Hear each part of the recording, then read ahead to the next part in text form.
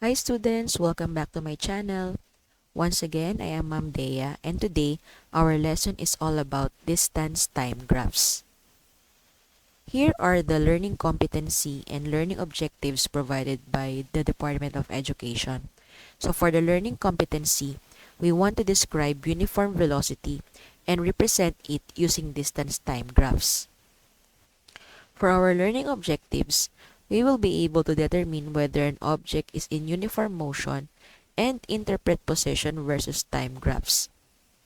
So let's start with the concepts. When dealing with graphs, we will be able to see this concept a lot of times, the concept of slope. So for a position time graph, remember that the slope represents the object's velocity. So kung ano yung velocity, napag-aralan na po natin yan last lesson, alam natin that the velocity is the rate of change of displacement per unit time. So again, by just looking at the position time graph, we can be able to describe the velocity of the object. So in math, slope is given by the rise divided by the run. So when we say rise, it means how much you go up or down, while when you say run, it means how much you go left or right. Here is an example. We have here a table showing different time and then the corresponding position. For example, at 0 seconds, the position of the object is found to be at 0 meter, and then for 1 second, the object moved to 3 meters. For 2 seconds, the object is now at 6 meters. And then for time of 3 seconds, the object is now at 9 meters. And so on and so forth. Now, if we draw that motion using a position versus time graph, what we need to do is to place the position along the y-axis and the time along the x-axis. So that means time is our independent variable and position would be our dependent variable. So what we need to do, okay, prior to drawing the straight line is of course plot the points. So for example, we have 0, 0 here. Then we have 1, 3.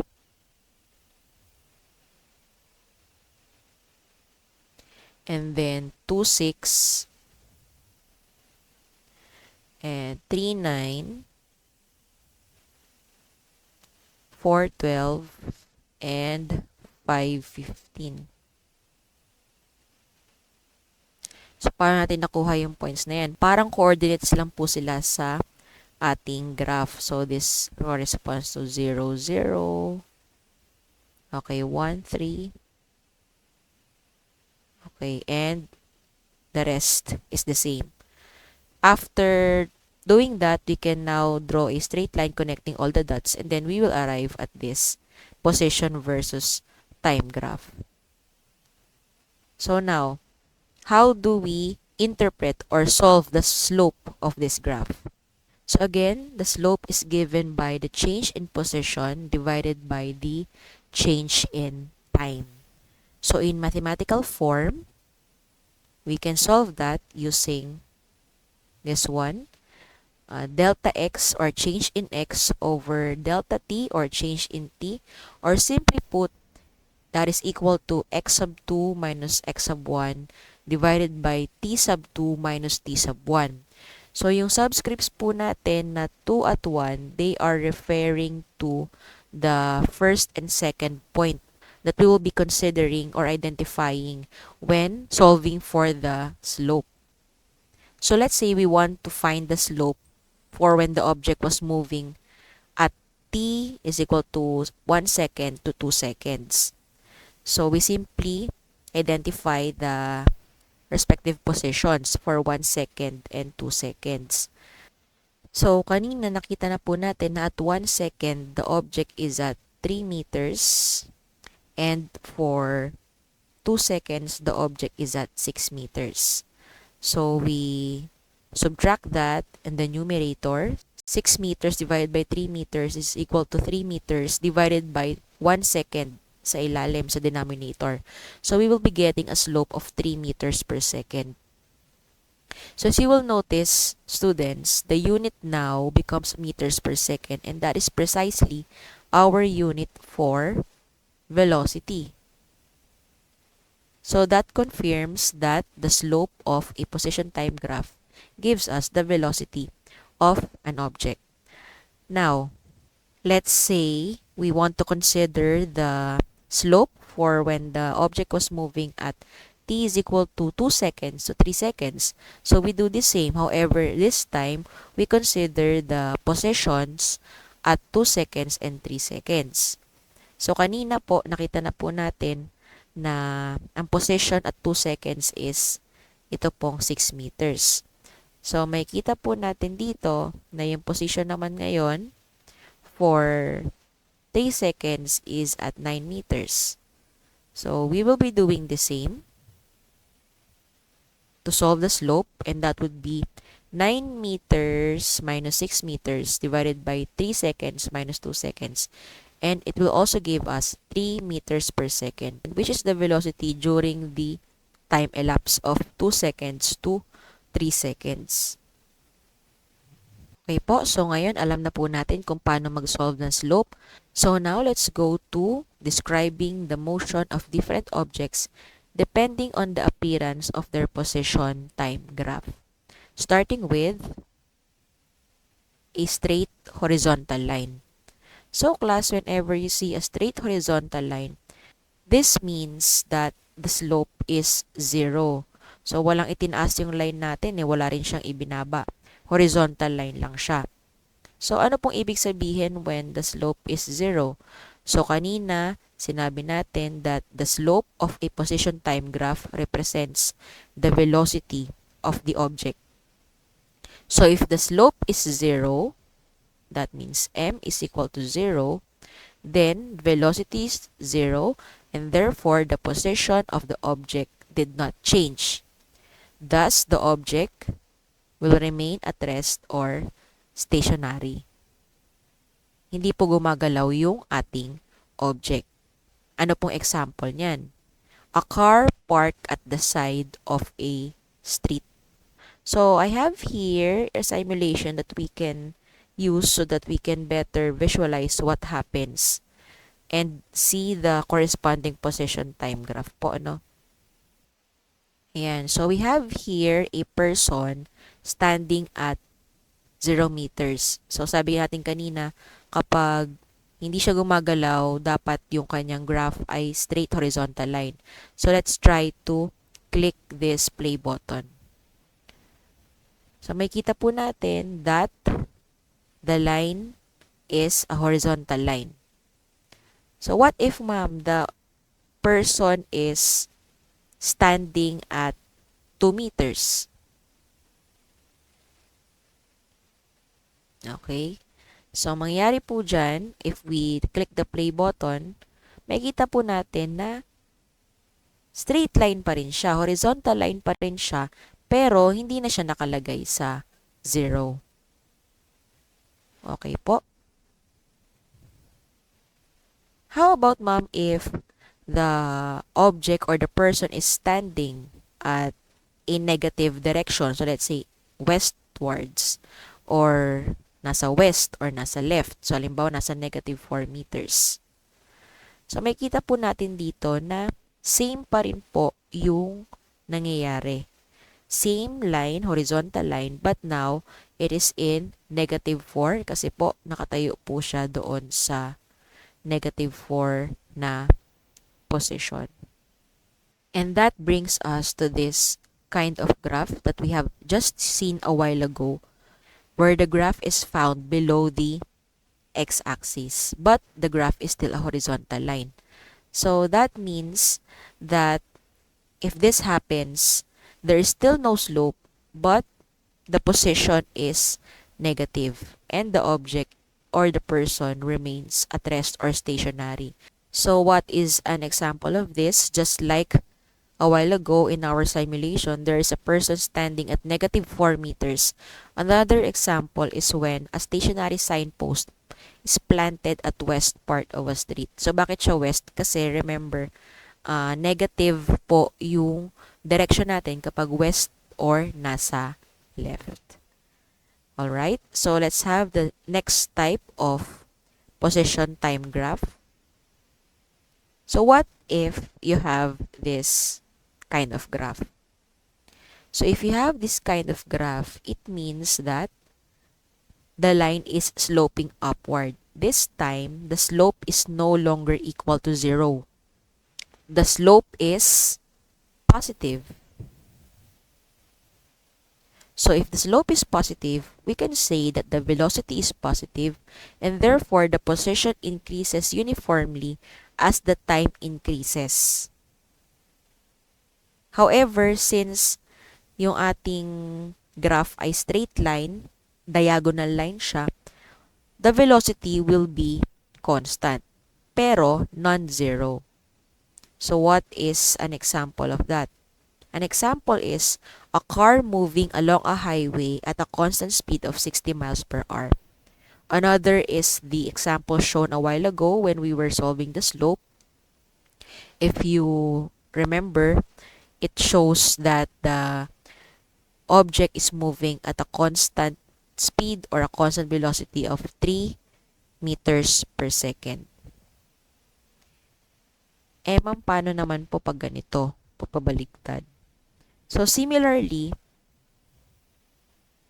the slope is constant, but since it is pointing downward in the negative direction, then it means that the position increases uniformly in the negative direction. So, negative yung velocity niya, pero constant po yung velocity na yon. So, what is an example of this kind of motion? A skydiver with a parachute descending steadily at a constant rate. So, when a skydiver opens his parachute, darating yung time na mare-reach niya yung tinatawag na terminal velocity or constant na yung velocity niya pababa. So, dahil nga pababa yung movement ng skydiver, kahit constant pa yung kanyang velocity, negative pa rin po yung sign na yun. Kasi nga, descending siya or going down. So, again, velocity is a vector, so there will be negative signs. Punta tayo ulit sa ating simulation. So, let me clear this part. So, sabi kanina, you will have a graph of a straight diagonal line pointing upwards if the person or if your object is moving to the positive direction at a constant velocity. So in this simulation, we will try to estimate constant velocity or we will try to move the man at a constant velocity para kahit paano malapit po yung lalabas na graph. So, ayan po. So, syempre, hindi mo na siya gumagalaw, kaya straight horizontal line. But if we move him to the right at constant velocity, makikita po natin na yung graph niya ay kaparehas ng pinakita natin kanina. Tapos pa nag-stop siya, straight na naman po.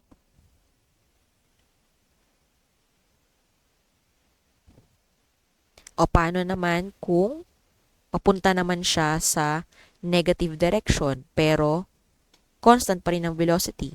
So let's try that again.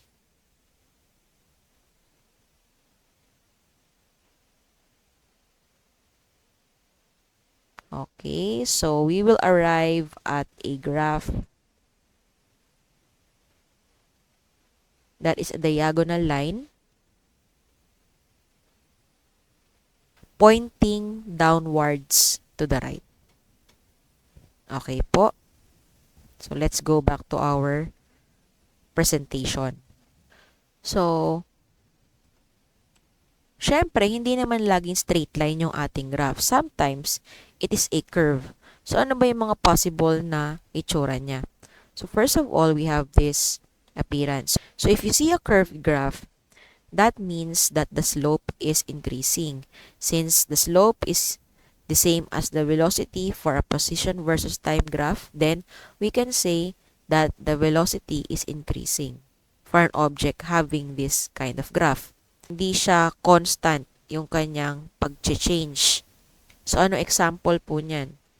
A runner speeding up on a track. So, pag sinabi natin speeding up, we can say that the person is accelerating. However, hindi pa po kasi kasama sa discussion natin na acceleration.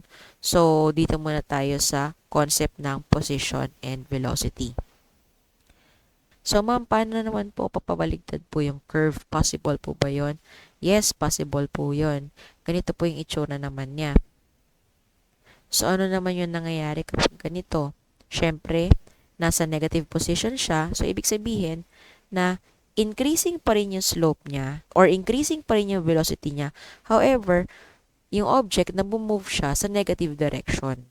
So, ano example? A stone dropped from a height. So, alam natin na kapag naghulog tayo ng isang bagay like a stone from a certain height, for example, from the top of the building, the stone will gain speed as it moves down kasi hinihila nga siya ng gravity. So, therefore, we will expect that the graph of a stone being dropped from a height would have this appearance. So, balik po tayo sa ating simulation. Ayan, so, sabi nga kanina, kapag ang object ay bumibilis ang kanyang speed or ang kanyang velocity, magkakaroon siya ng curved graph. So, kanina ang ginawa natin, we maintained the constant speed of the man. So, now, what we will be doing is to try to move it with an increasing speed. Okay po. So, to the right. Slow muna. Then, pabilis. Okay, ulitin po natin. Okay, let's try again. Slow, then going faster. Okay? So, let's try the other one. If it's going to the left, negative direction, dapat ma-attain natin yung graph kanina. Okay, slow muna. Then, fast. Okay, let's try again.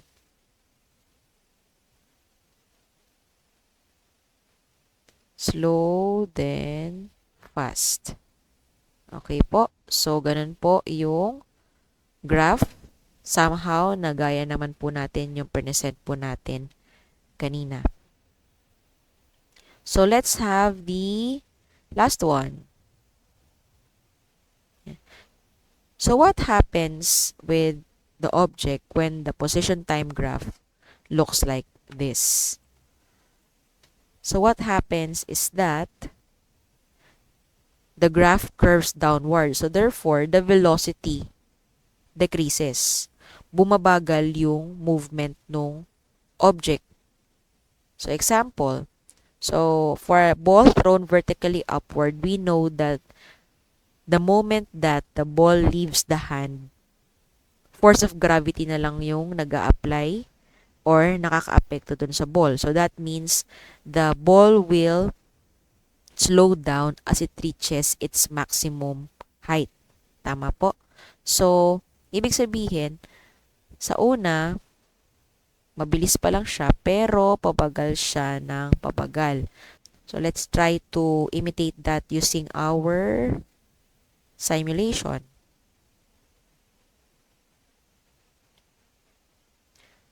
So, again, let's start at 0 meters. So, sabi kanina, slowing down. So, we will start with very fast, then slowing down. Okay po. Fast, slow down.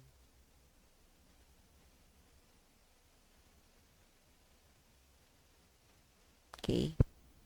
Again. Start tayo dito sa ilalim. Fast and slow down.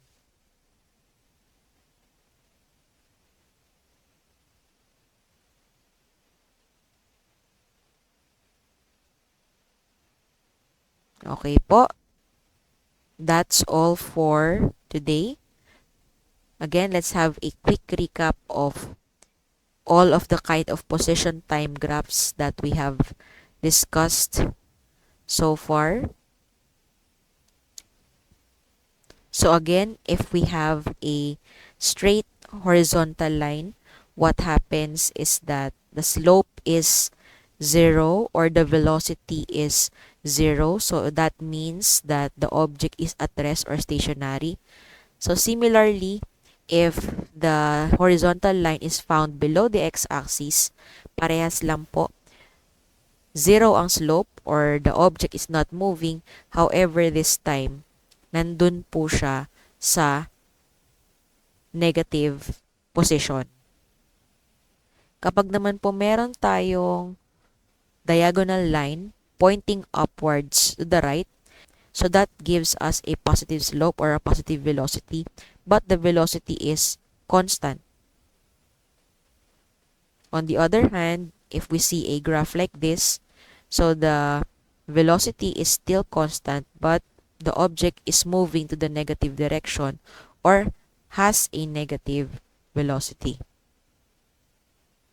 Kapag naman po curve, the slope is increasing or the velocity is increasing with time. Kapag naman po ganito, curve din siya pero curving downwards, then the velocity increases with time but the velocity is negative. Why is it negative? Because the object is moving to the negative direction. And finally, if we have a graph like this, then it means that the graph has a decreasing slope or the velocity is decreasing. It means na mabilis muna yung galaw niya at pabagal ng pabagal. Okay po. And that's all for today. I hope you have learned something from this video and sana po kayo ay makapag-like and subscribe din po sa aking channel. Maraming salamat po. See you in my next video. Bye!